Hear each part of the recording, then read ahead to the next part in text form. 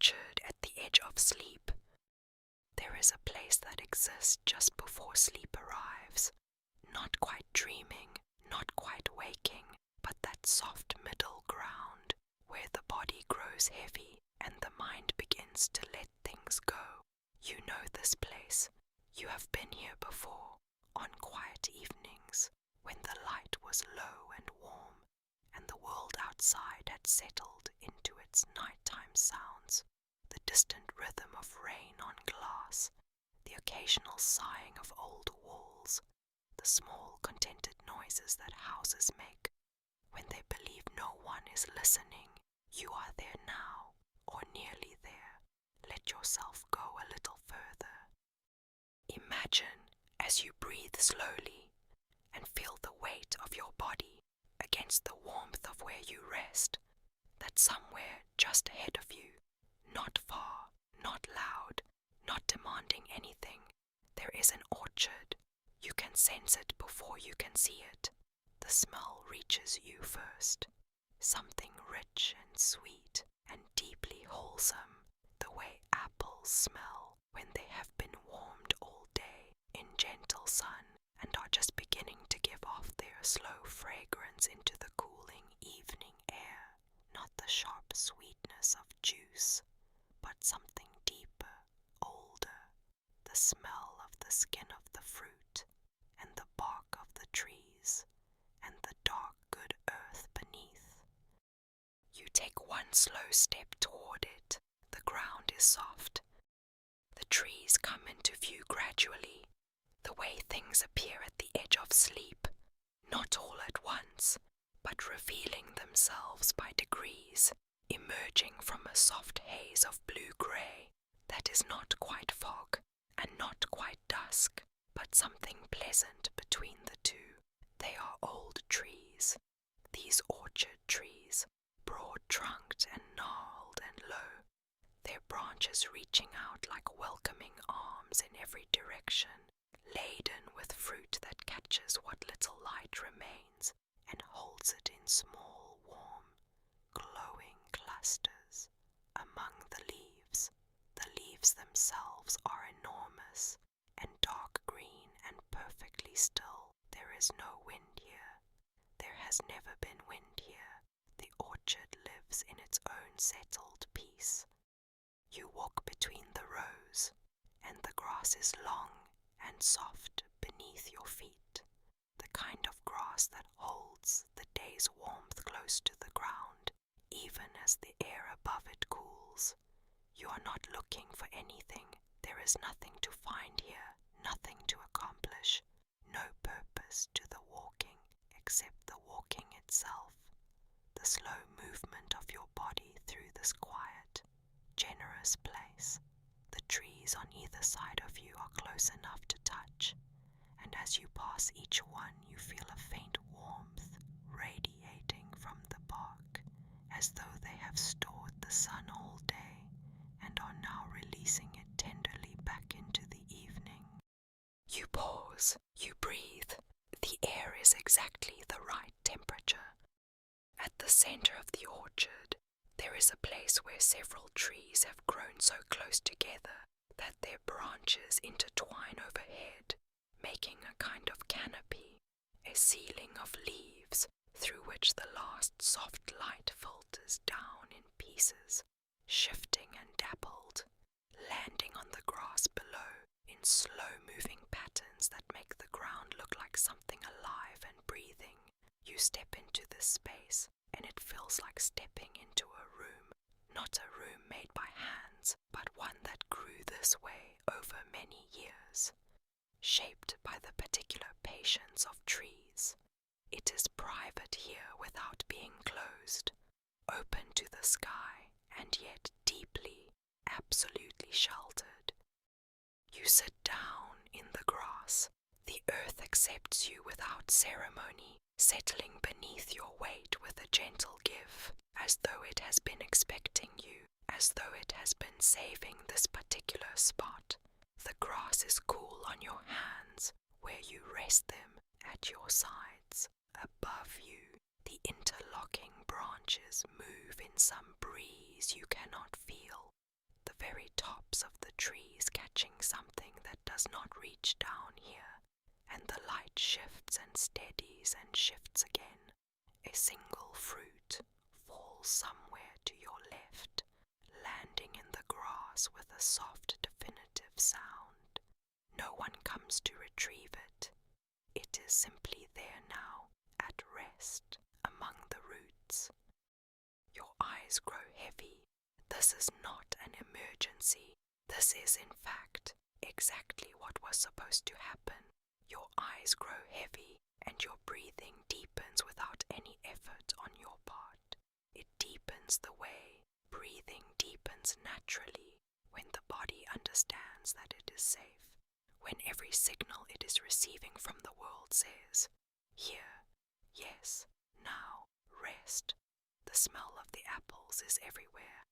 The light through the canopy is going softer, going amber, going the particular gentle gold that comes just before everything transitions into the blue of evening. You are not fighting it. There is nothing here to fight. The orchard holds you the way the earth holds everything it loves, without gripping, without urgency, simply by being what it is. Somewhere in the trees above you, a bird settles onto a branch and goes quiet. You heard it arrive, a brief shifting of leaves, a small sound of landing, and now there is silence again, but a fuller silence, for containing that small moment of life. The bird is there, tucked against the bark in the gathering dusk, perfectly at rest. You are here in the grass beneath it, equally at rest. Neither of you is doing anything, and yet both of you are exactly where you are supposed to be, at exactly the right time, in exactly the right place. This is not a small thing. It is, in fact, everything. Let your thoughts come if they come. Let them pass through the way clouds pass through sky, not ignoring them, not chasing them, just watching them move across the open space of your attention without landing. You have given them plenty of time today, your thoughts. You have given them all the attention they asked for and more. Right now, here in the orchard, you are not required to think anything at all. You are only required to be here, in this body, in this grass, under these old, generous trees, in this evening that is softening by degrees into genuine night. The light is almost gone now. The blue of dusk has deepened to something closer to indigo, and the first star has appeared in the gap between two branches overhead, a single clear point of light, very steady, very distant. You watch it without urgency. There will be more in time. The sky fills with them gradually, one by one, like lanterns being lit in the windows of an enormous house, and each new light adds itself to the quiet abundance of the night. You are watching a kind of patient filling. You are watching the night become what it always becomes, slowly and without drama. Breathe out. The orchard breathes with you. Your body has been heavy for some time now. Your legs, your arms, your shoulders. The particular weight of a body that has moved through a full day and is now, at last, settling into the permission of rest. There is a kind of luxury in it, this heaviness, when you stop resisting it, when you let the earth take it. The grass holds you, the roots beneath hold the grass, the deep warm soil holds the roots. Everything is held by everything else, all the way down, and what is holding you is something very old and very patient, and entirely without judgment. You close your eyes.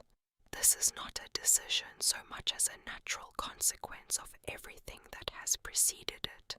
The slow walk through the trees, the sitting, the breathing, the watching of the stars begin to fill the sky. Your eyes close and the orchard is still there, still present. present, available to you through every other sense. The smell of apples and earth, the faint warmth of bark and stored sunlight, the soft movement of leaves far above, the distant occasional sound of fruit settling into the grass. It is all still there. You do not need your eyes open to be inside it. Sleep is close now. You can feel it the way you feel the edge of warm water before you step in. A change in temperature, a change in texture, a sense of the world becoming slightly different from what it was a moment before. Sleep is the orchard becoming something else, something even more interior, something that belongs entirely to you. The orchard at the edge of sleep becomes the orchard inside sleep. The apples, the bark, the grass, the stars, all of it continues but at a deeper frequency, a quieter register, available only to the part of you that travels while you rest. You are almost there. The distinction between being in the orchard and being carried beyond it is growing thinner by the breath. Your body is entirely at rest now, entirely given over to the good weight of itself, settled into the earth and the grass, and the long, slow exhalation of a day ending gently. There is nothing left to do, there is nothing left to be except this, breathing warm held on the soft ground, beneath the apple trees, under a sky that has filled itself with light, in a night that belongs to no one, and therefore to everyone, including you. The last of the light is gone, the stars are out, you are already somewhere else. Sleep holds you the way the orchard held you, without effort, without condition, simply by being what it has always been, patient and dark and rich with the smell of growing things. Whatever the day was, it is over. Whatever comes next will come when the morning brings it, and the morning is far away yet, and there is so much good dark between here and there. Let it be dark, let it be quiet, let the orchard continue in whatever form sleep chooses for it, familiar and strange and entirely yours. And still the orchard continues around you, present and unhurried, going about the slow work of being an orchard in the dark, the trees standing in their ancient patience, the fruit holding to the branches or releasing to the grass as each one chooses, the roots spreading through the warm earth in every direction beneath you, like a quiet conversation happening at a depth you cannot quite hear but can feel faintly through the length of your resting body. You are part of this now, not a visitor any longer, but a temporary inhabitant of this particular square of grass, accepted into the evening the way the fallen fruit has been accepted, without ceremony, without question. Something small moves through the grass nearby, and is still again. You do not open your eyes. There is no need to, whatever it was. A beetle making its slow, deliberate journey, a moth settling briefly before lifting again, the grass itself adjusting to some private impulse.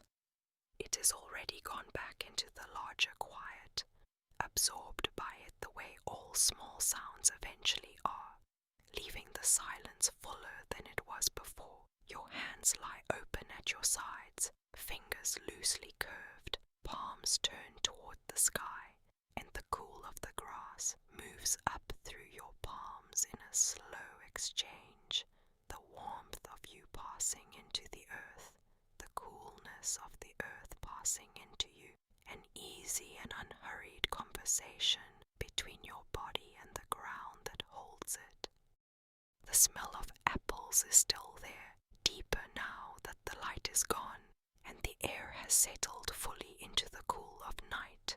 It is a round smell, a generous one, the kind that does not announce itself, but is simply everywhere when you breathe, layered underneath, smell of bark and the green smell of the long grass, and something further underneath still, the smell of the soil itself, patient and mineral and alive in the way that only very old earth is alive, carrying within it the record of everything that has ever grown here and returned here and grown again. You breathe it in, you breathe it out. This is all that is required of you. Somewhere far above, the leaves shift. A star moves between two branches and holds there. The boundary between your body and the grass has grown less distinct, not frightening.